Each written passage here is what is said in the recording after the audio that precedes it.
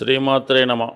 ఈ వీడియోలో మనం జూలై 1వ తారీఖు నుంచి 15వ తారీఖు మధ్యలో జరగబోయే పక్ష ఫలితాలు వృషభ రాశి వారికి ఏ విధంగా ఉండబోతున్నాయి, మరి ఈ పక్షంలో జరిగే ముఖ్యమైన మార్పులు గమనిస్తే ఈ జూలై 12వ తారీఖు వరకు వ్యయస్థానంలో సంచరిస్తున్నటువంటి కుజుడు ఈ రాశి వారికి ఆర్థిక పరమైనటువంటి ఒత్తిడి అధికంగా ఉంటుంది.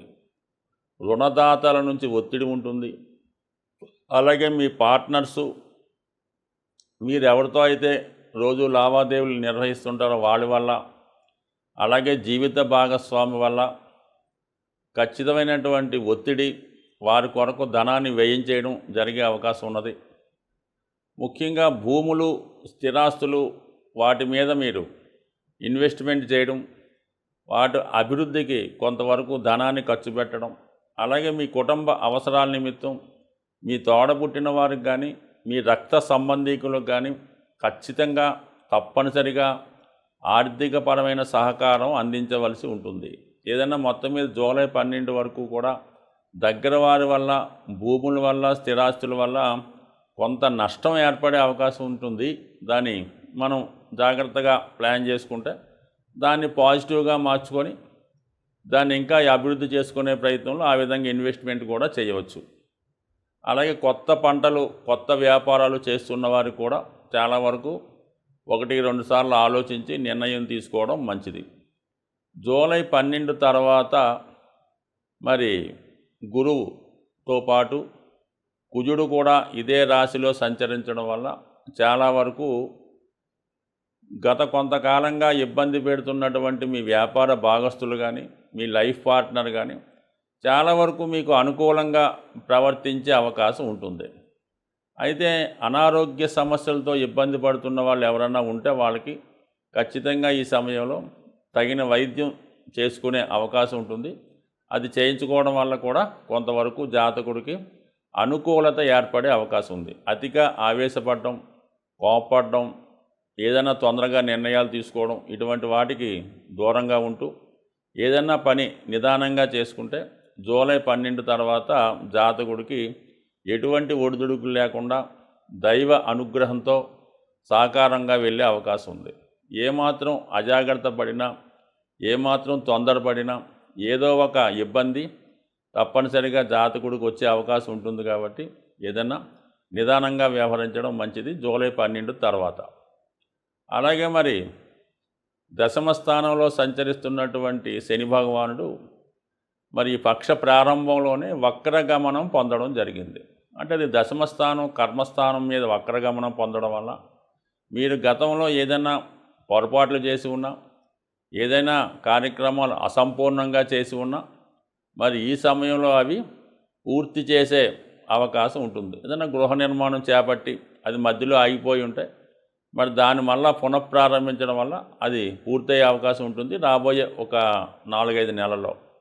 ముఖ్యంగా ఉద్యోగ విషయంలో గతంలో మీకు ఏమైనా ఉద్యోగపరమైన ఇబ్బందులు, సస్పెండ్ అయి ఉన్నా, ఇబ్బంది ఉన్నా, లేదంటే లీవ్లో ఉన్నా, వేకెన్సీలో ఉన్నా తిరిగి ప్రయత్నం చేయడం వల్ల మళ్ళీ మీకు ఈ పూర్వవైభవం అంటే పాత ఉద్యోగం రావడం కానీ, ఉద్యోగంలో ఉన్నటువంటి ఇబ్బందులు తొలగడం కానీ మరి ఈ సమయంలో జరిగే అవకాశం ఉంది. అంటే వృషభ రాశి వారికి శని యోగకారకుడు, పైపెచ్చు స్వక్షేత్రంలో దశమ స్థానంలో ఒక మంచి పంచమహాపురుష యోగంలో మీకు జాతకంలో బలంగా ఉండడం జరిగింది. ఇది ఎక్కువగా వృత్తి మీద, సుఖస్థానం అంటే భూములు, స్థిరాస్తి పైన, ముఖ్యంగా వ్యయభావం పైన ఎక్కువ ప్రభావం చూపిస్తుంటుంది. మరి ఎవరైతే సొంత గృహం కోసం ప్రయత్నం చేస్తూ ఏదో కారణం వల్ల వాయిదా పడుతూ ఆగిపోతున్నారో వారు ఈ సమయంలో సొంత గృహం కోసం ప్రయత్నం చేయండి. అంటే అది కొంతగా డబ్బులు పూర్తిగా ఉండి కాదు, కొంత రుణం ద్వారా, కొంత రక్త సంబంధీకులు సహాయపడడం ద్వారా, లేదంటే భార్య లేదా భర్త వాళ్ళ బంధువుల సహకారంతో మీరు సొంత గృహం కొనుక్కునే యోగం ఈ నెలలో ఉండే అవకాశం ఉంది. కాబట్టి కొంతవరకు ప్రయత్నం చేయడం ద్వారా మీకు మరి రాశిలో ఉన్నటువంటి గురువు యొక్క ఆశీస్సులతో, లాభస్థానంలో ఉన్నటువంటి రాహు విదేశ మిత్రుల సహకారంతో మీకు గృహయోగం లాంటిది ఏర్పడే అవకాశం ఈ వారం ఖచ్చితంగా ఉంటుంది కాబట్టి ప్రయత్నం చేయండి. ఈ నెలలో సొంత గృహయోగం ఈ రాశి వారికి ఏర్పడుతుంటుంది. ఇక ధనస్థానంలో శుక్రుడు, చతుర్థాధిపతి రవి, ఈ రెండు కూడా జాతకుడి కుటుంబంలో ఒకరికి ఆదాయం పెరగడం, అలాగే కుటుంబంలో శుభకార్యాల కొరకు ముఖ్యంగా చర్చిస్తూ ఉంటారు. ఇది స్త్రీలకి చాలా అనుకూలంగా ఉంటుంది. ఏదన్నా కొన్ని తర్జన భర్జనలు, కుటుంబంలో కొన్ని సమస్యలు, గొడవల తర్వాత ఒక సమస్య, అది ఆర్థికపరమైన సమస్య అవ్వచ్చు, వివాహపరమైన సమస్య అవ్వచ్చు, బంధువులకు సంబంధించింది అవ్వచ్చు, ఖచ్చితంగా మీకు ఈ సమస్య మరి ఈ పక్షంలో ప్రారంభమయ్యే అవకాశం మరి అంటే అది పరిష్కరించే అవకాశం ఉంటుంది. అలాగే ధనయోగం కూడా పెరుగుతూ ఉంటుంది. రుణ రూపంలో అంటే రుణం దొరికే అవకాశాలు ఎక్కువగా ఉన్నాయి. కుజుడు 12లో ఉండడం, షష్టాధిపతి ధనస్థానంలో ఉండడం, దానికి సహకారంగా చతుర్థాధిపతి రవి ధనస్థానంలో ఉండడం వల్ల అది ప్రభుత్వం మూలకంగా రుణం అవ్వచ్చు, లేదంటే ఏదన్నా పెద్ద ఫైనాన్స్ సంస్థ నుంచి అయినా మీకు రుణం లభించవచ్చు. అంటే ఇక్కడ ఏదైనా శుభకార్యం జరిగే నిమిత్తం కానీ, ఏదైనా గృహప్రవేశం చేసే నిమిత్తం కానీ ఇలాంటిది ఏదో జరిగే అవకాశం ఉంది. మీరు కూడా మరి పక్షంలో ఎక్కువగా ఈ ఫంక్షన్స్లోను, శుభకార్యాల్లోనూ, ఏదైనా టెంపుల్స్ దర్శించడం ఇటువంటి వాటికి ప్రయత్నం చేస్తుంటారు, వెళ్తుంటారు, అందరికీ సహకరిస్తుంటారు. మొత్తం మీద ధన విషయంలో కూడా కొంత డొనేషన్ లాంటిది కూడా చేయడం జరుగుతూ ఉంటుంది. అలాగే తృతీయంలో ఉన్నటువంటి బుధగ్రహం మంచి మిత్రుల సహకారంతో సులభంగా సహకరించుకొని, సో ఏదైనప్పుడు కూడా మరి ఈ 15 రోజుల్లో జాతకుడికి అటు ఉద్యోగపరమైన సమస్యలు పరిష్కరిస్తాయి, గృహయోగం ఏర్పడే అవకాశం ఉంది, ప్రభుత్వ సహకారం కూడా ఉండే అవకాశం ఉంది. చాలామంది ఈ మాస ఫలితాలు, పక్ష ఫలితాలు వాళ్ళని గమనిస్తూ రుణ సమస్యలతో చాలామంది బాధపడడం జరుగుతూ ఉంటుంది. చాలామంది అడుగుతూ ఉంటారు, ఈ రుణం తీరే విధానం ఏమైనా ఉంటుందా అని అడుగుతూ ఉంటారు.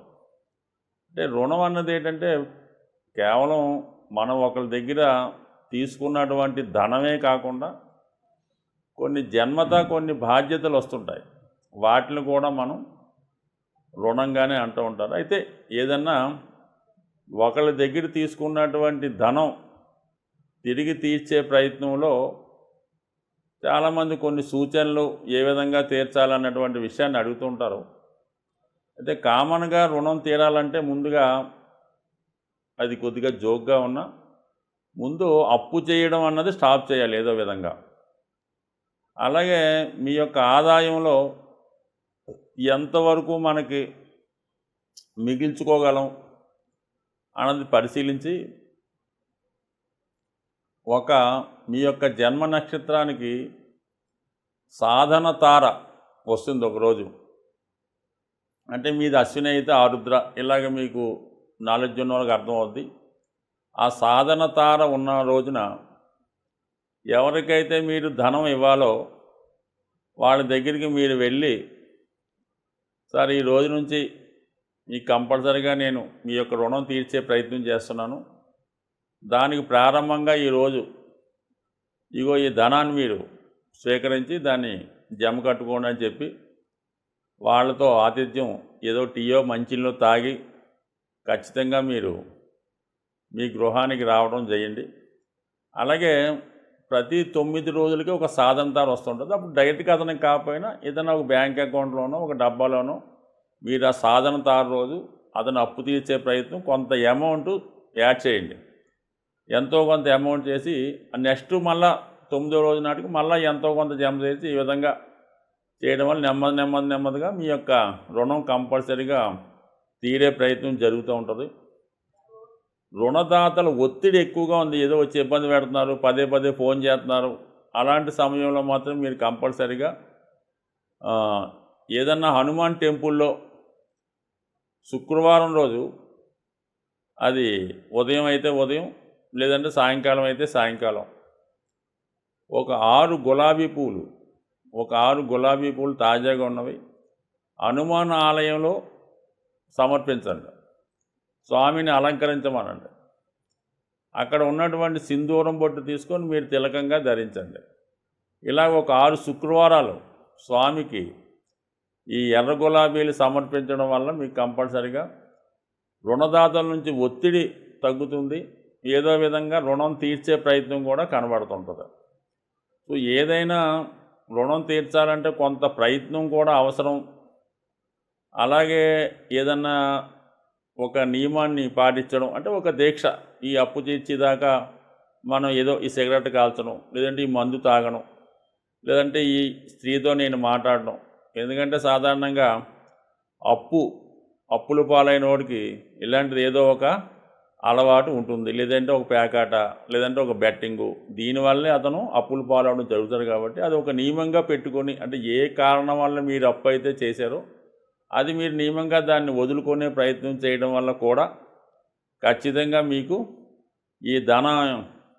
ఈ యొక్క పట్టుదలతో మీ రుణం తీరే అవకాశం 100% ఉండే అవకాశం ఉంటుంది. కాబట్టి జాగ్రత్తగా గమనించండి.